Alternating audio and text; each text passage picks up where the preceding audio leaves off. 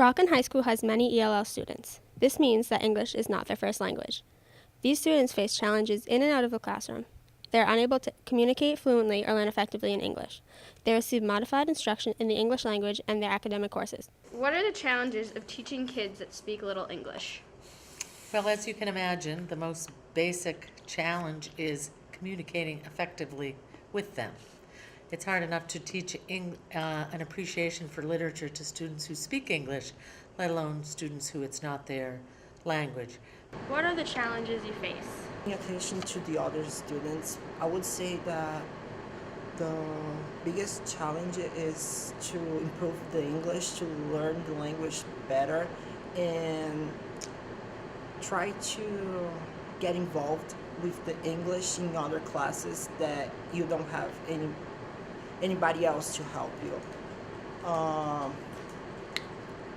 I think another challenge is to try to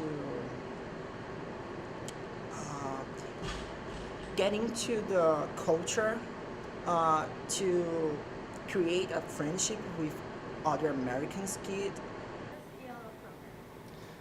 The ELO program here at Rockland High School is really good. It's run by Ms. Aloka and her aides, and they do a great job of helping to integrate the students into the high school.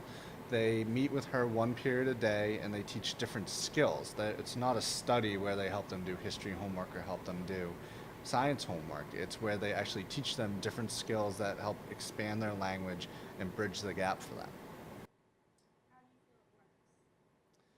It works well. Every student in the classroom, every ELL student is different. Some of them pick it up very quickly, some of them take times. I myself have always had trouble learning other languages and things like that, so I really sympathize with those kids. All the ELL students I've worked with this year have a really high motivation, and they really push each other to do well, and they've turned into some of my best students in my class. Do you think that ELL students are getting the best education that they can? I think they are. Of course, it would be easier, I hesitate to use the word better, easier for them to be taught in their home language, but they need, if they're going to live here, they need to learn to speak English, and the program we have helps them not only succeed in their classes, but learn to speak English in general too. Awesome. And then lastly, what challenges do ELL students face? ELL students face all the same challenges English-speaking students do. Imagine if you were just all of a sudden plunked into a school where all they spoke was Portuguese. You can imagine on your first day it would be difficult to even ask how to get to the restroom or the cafeteria. So they have to overcome that.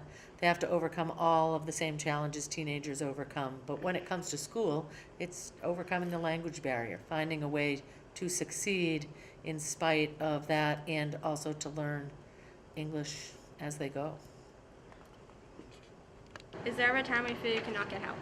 Sometimes, yeah, because we don't have the English as a first language, so we feel like we shouldn't ask because we are really insecure.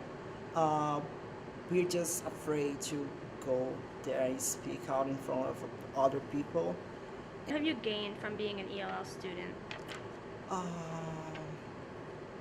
Empathy for the other, trying to improve myself always, and show that just because I'm from another country doesn't mean that I cannot be like, I cannot be in the same position as the others. It is apparent that although ELL students have their struggles, they are trying to make the most of their education. It helps when you have teachers like Mr. Rowe and Ms. Cahill behind them every step of the way.